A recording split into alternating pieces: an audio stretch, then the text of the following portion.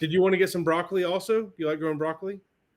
I've just never had a lot of luck with broccoli, but I don't know if that's because I don't know what I'm doing or if So, yeah, I will definitely say growing the full heads of broccoli is a lot harder than there's some of them on there that are just like almost like sprouting broccoli.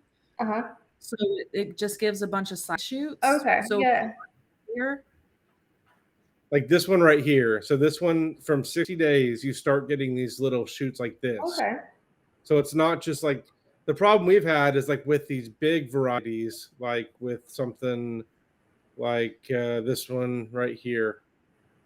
Like the ones that produce the really big heads, those just it's always such a gamble because the harlequin bugs and the cabbage moths and everything else find them, and you're trying to fight them off the whole time. But with these hybrid varieties or with these broccolini varieties, they seem to do a lot better. So that's pretty much exclusively what we grow with broccoli Okay. now.